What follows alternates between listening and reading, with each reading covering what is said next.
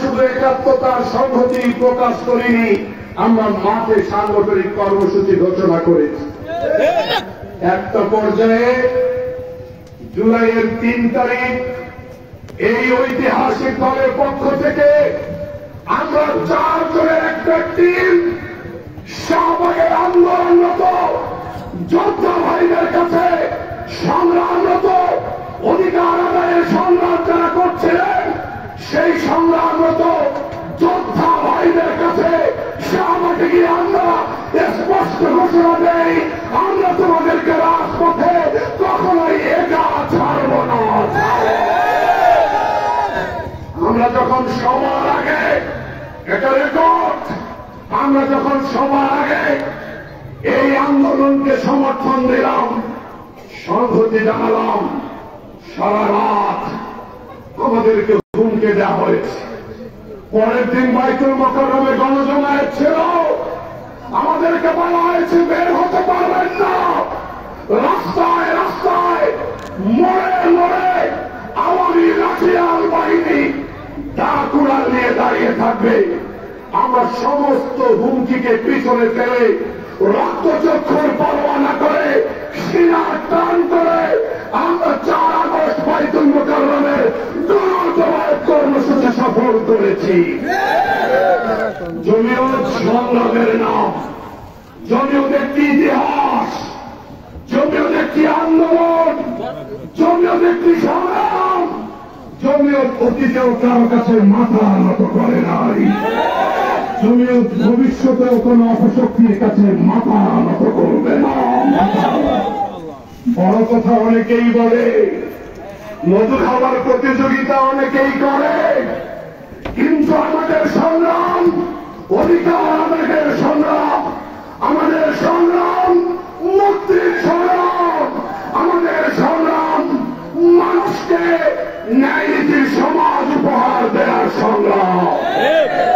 আমাদের কাছে পার্টিকুলারলি প্রস্তাব এসেছিল, আমরা তথাকথিত দাবি নির্বাচন 2000 সেই 24-এর 7 জানুয়ারি দামি নির্বাচন আমাদের কাছে প্রস্তাব এসেছিল।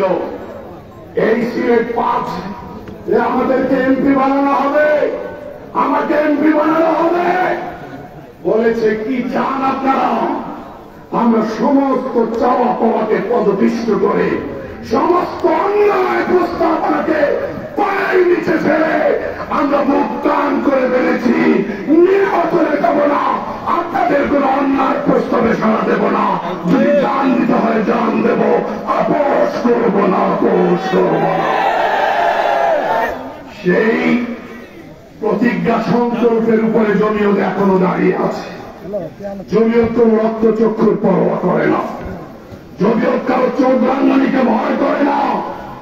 তাই আমি স্পষ্ট বলতে চাই, যদি বাংলাদেশে নির্বাচনের সময় আসে, নির্বাচন আমরা চাই, তবে আমরা সংস্কার এবং বাংলাদেশকে যারা চুষে খেয়েছে, বাংলাদেশের প্রত্যেকটা পিলার আর স্তম্ভকে যারা ধ্বংস করেছে, বাংলাদেশের প্রত্যেকটা সেক্টর আর ডিপার্টমেন্টকে যারা নষ্ট করে গেছে, তাদের বিচারও আমরা চাই।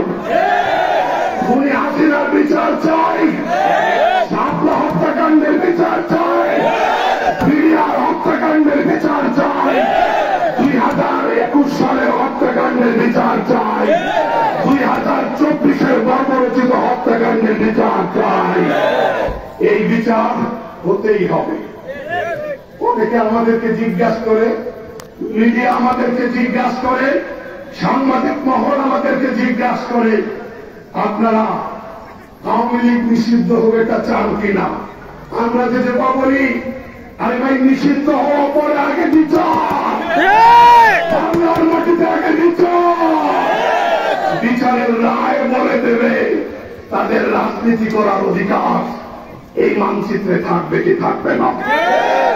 এই জন্য আমরা আগে বিচার নিশ্চিত করতে চাই, অন্তর্বর্তী সরকারকে স্পষ্ট করতে চাই, বাংলাদেশের সকল রাজনৈতিক দলকে স্পষ্ট করে বলতে চাই, ফেসিবাদের বিচার ছাড়া আমরা করে ফেলব না।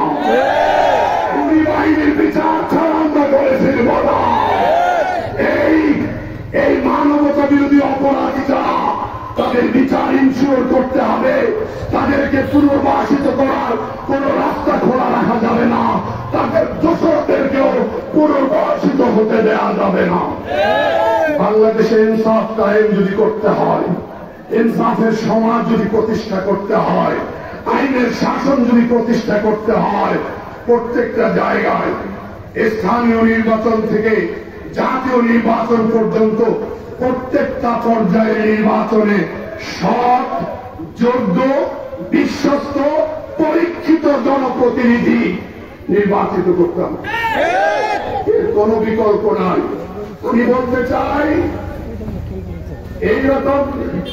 এইরকম সুন্নতি লেবাসওয়ালা একজন জনপ্রতিনিধি বাংলাদেশের প্রত্যেকটা ইউনিয়নে দরকার কিনা? হাত তুলে বলেন দরকার কিনা? মাওলানা জামালের মতো সুন্নতি লেবাসওয়ালা আলেমে দ্বীন আমি মনে করি বাংলাদেশের প্রত্যেকটা ইউনিয়নে প্রত্যেকটা জনপদে দরকার। এই জন্য আমি চাই আমাদের রাজাগঞ্জ ইউনিয়নে যেভাবে মুফতি শামসুল ইসলাম সাহেব জনসেবার কাজ করে যাচ্ছেন, ইউনিয়নে মাওলানা জামাল সাহেব যেভাবে জনসেবার কাজ করে যাচ্ছেন, তারা কখনোই পকেট ভারী করতে চাইবেন না, তারা কখনোই কোন বরাদ্দ কোন প্রজেক্টের টাকা আত্মসাৎ করতে চাইবেন না। কারণ তাদের সিনায় এই বিশ্বাস, আমি যদি একটা টাকা আত্মসাৎ করি আমার ক্ষমা নাই। এইরকম পরীক্ষিত বিশ্বস্ত নেতা চাই প্রত্যেকটা জায়গায়। যারা মেম্বার হয়েছেন তারাও একই সততা নিয়ে সেবা দেওয়ার কাজ করে যাচ্ছেন, কিন্তু কোন সেবাই কাঙ্ক্ষিত মাত্রার ফল আনবে না যদি আপনারা সিলেট 5 জকিগঞ্জ আর কানাইঘাট এই নির্বাচনী আসনে একজন সৎ নেতৃত্ব প্রতিষ্ঠার সংগ্রামে এগিয়ে না আসেন। এই জন্য শপথ নিতে হবে, প্রয়োজনীয় সংস্কার শেষে বাংলাদেশে যখন বহুল প্রত্যাশিত নির্বাচন আসবে, এই নির্বাচনে আমরা প্রত্যেকটা ইউনিয়নে প্রত্যেকটা সেন্টারে আল্লামা ওবায়দুল্লাহ ফারুককে নির্বাচন করবো। রাস্তায় নামবো, কারা কারা জিহাদ করতে চায়।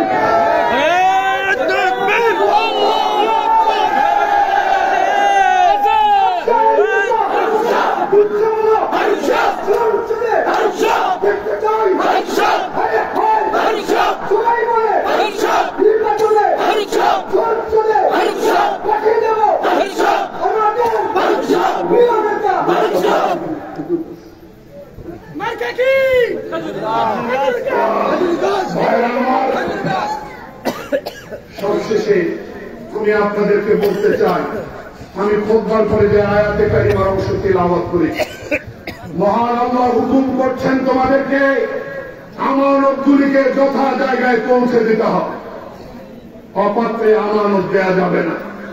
আল্লাহ পাক এই নির্দেশনা সম্বলিত আয়াতে কারিমার মধ্যে আমানত এক বচন ব্যবহার করেন নাই, আমানাত বহু বচন ব্যবহার করেছেন।